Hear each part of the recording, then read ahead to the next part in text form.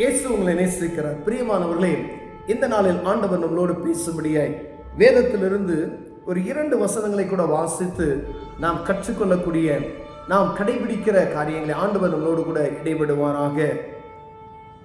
அது 2 கொரிந்தியரின் புஸ்தகம் 5வது அதிகாரம் 1வது வசனம் 2வது வசனம் இப்படியாக சொல்லுகிறது: பூமிக்குரிய கூடாரமாகிய நம்முடைய வீடு அழிந்து போனாலும் தேவனால் கட்டப்பட்ட கைவேலை இல்லாத நித்திய வீடு பரலோகத்திலே நமக்கு உண்டென்று அறிந்திருக்கிறோம்.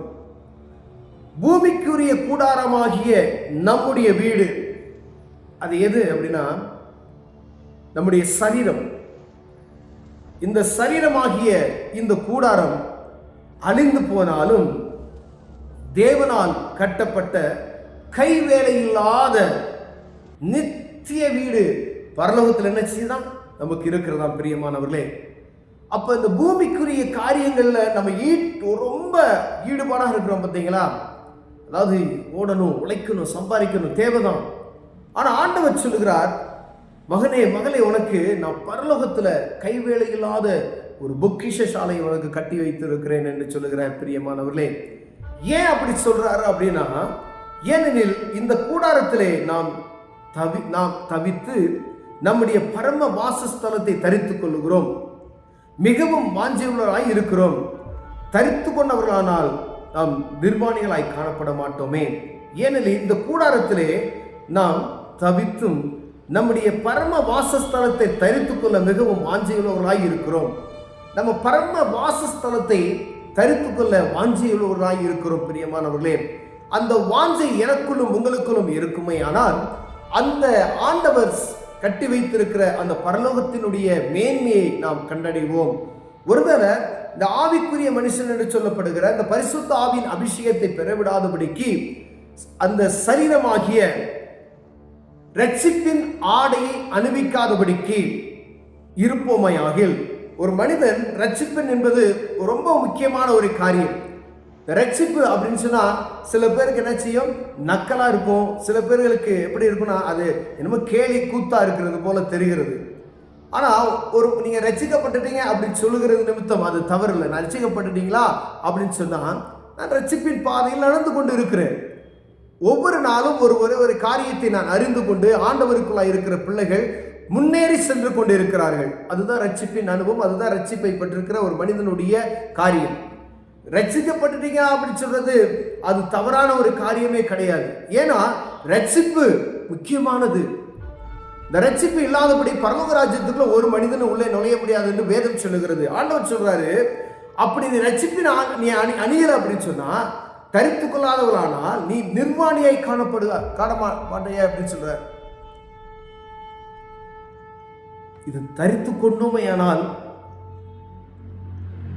இந்த கிறிஸ்துவினுடைய அன்பை நாம் தரித்து கொண்டோமையானால், இந்த ரட்சிப்பின் அனுபவத்தை நாம் தரித்து கொண்டோமையானால், அங்க நமக்காக கைவேலை இல்லாத அந்த பரம வாசஸ்தலத்துக்கு நம்ம கடந்து செல்வதற்கு ஆண்டவர் வல்லமையுள்ளவராய் இருக்கிறார். பிரியமானவர்களே, நாம் செய்யக்கூடிய ஒரு காரியம் ரட்சிப்பின் அனுபவத்தை ஏதோ ஒரு விளையாட்டுத்தனமான ஒரு காரியமாய் அல்ல.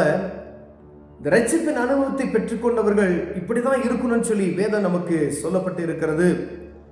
இந்த பூமிக்குரிய கூடாரமாகிய நம்முடைய வீடு அழிந்து போனாலும் தேவனால் கட்டப்பட்ட கைவேலையில் அது நித்திய வீடு பரலோகத்தில் நமக்கு உண்டு என்று அறிந்திருக்கிறோமே.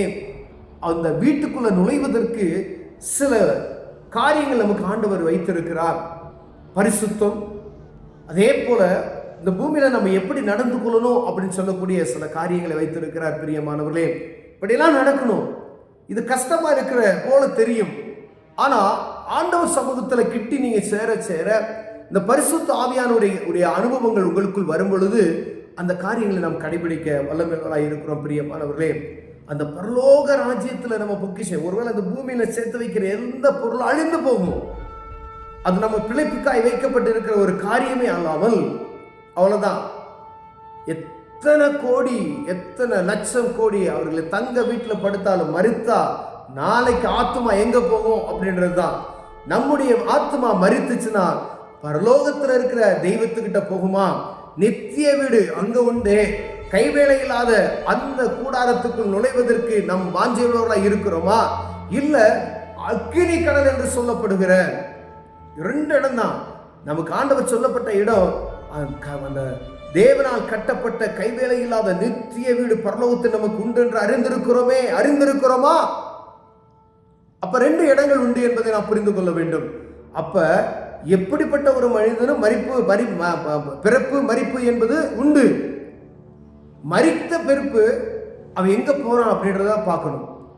இங்கே ராஜ கம்பீரமாய் வாழ்ந்து விட்டு தங்க கார்ல வந்து தங்க தட்டுல சாப்பிட்டுட்டு எப்படி வேணாலும் 1000 பேர் வேலைக்கு உதவியாளர்களாக இருக்கலாம்.